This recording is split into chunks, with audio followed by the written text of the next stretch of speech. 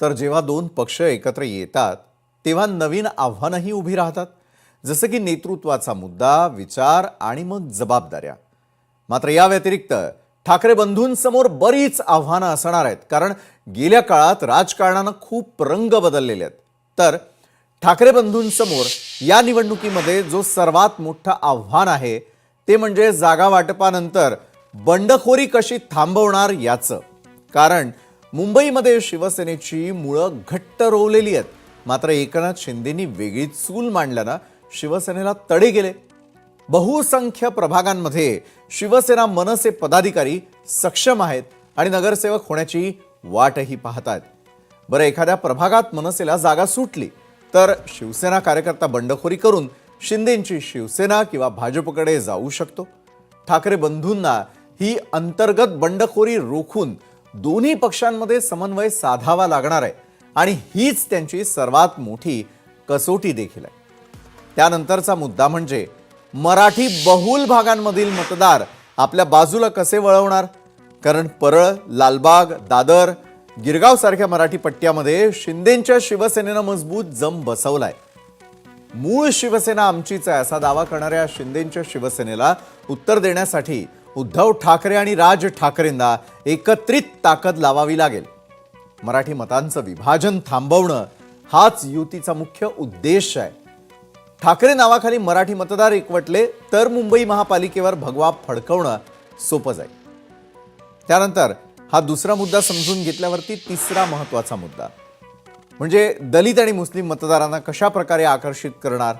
कारण विधानसभा निवडणुकीत उद्धव ठाकरेंनी मुस्लिम आणि दलित मतदारांमध्ये विश्वासार्ह प्रतिमा निर्माण केली. मात्र राज ठाकरेंची आक्रमक भूमिका, हिंदुत्वाची भूमिका आणि हनुमान चालीसा प्रकरणामुळे मुस्लिम मतदार संभ्रमात पडू शकतात. दोन्ही टोकाच्या भूमिकांची सांगड घालून संविधान आणि मुंबईचं रक्षण मुद्द्यावर या मतदारांना वळवणं हे ठाकरे बंधूंना कठीण आव्हान आहे. उद्धव ठाकरेंबाबत सहानुभूती वाटणाऱ्या मुस्लिम मतदारांमध्ये राज ठाकरे मात्र कशा प्रकारे विश्वास निर्माण करतात हाच महत्त्वाचा प्रश्न ठरणार आहे. त्यानंतर आता चौथा मुद्दा, उत्तर भारतीयांचा हा मुद्दा आहे.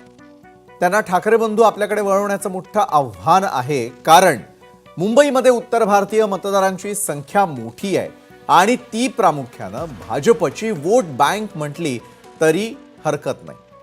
बरं, मनसेची परप्रांतीय विरोधाची जुनी भूमिका त्यांच्या मनात अजूनही आहे.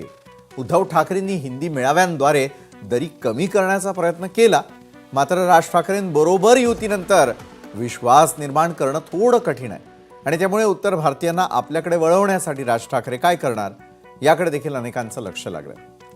चौथा मुद्दा आपण पाहिला.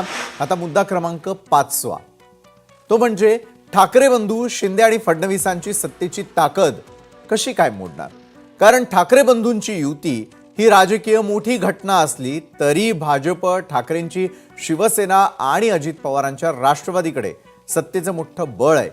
फडणवीसांच्या विकास कामांनी आणि शिंदेंच्या तत्पर प्रतिमेनं मुंबईकरांमध्ये विश्वास निर्माण झालेला आहे आणि त्यामुळे आता वारसा सांगून चालणार नाही. ठाकरेंना प्रत्यक्ष मैदानामध्ये उतरून कार्यकर्त्यांशी थेट संवाद साधावा लागेल आणि त्यांचा उत्साह वाढवावा लागेल. मन आणि विश्वास जिंकली तर त्यांना मुंबईचा गड निश्चित राखता येईल. आणि त्यानंतर आता शेवटचा आणि महत्त्वाचा मुद्दा, तो म्हणजे जाहीरनाम्याचा.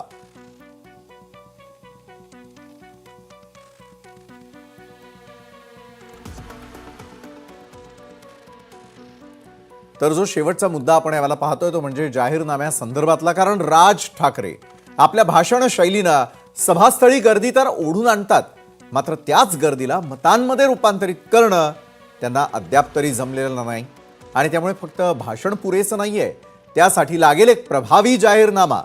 मुंबईकरांच्या पाणी, खड्डे, आरोग्य आणि महागाई सारख्या समस्या सोडवण्याचा ठाकरेंचा विजन आता स्पष्ट हवाय.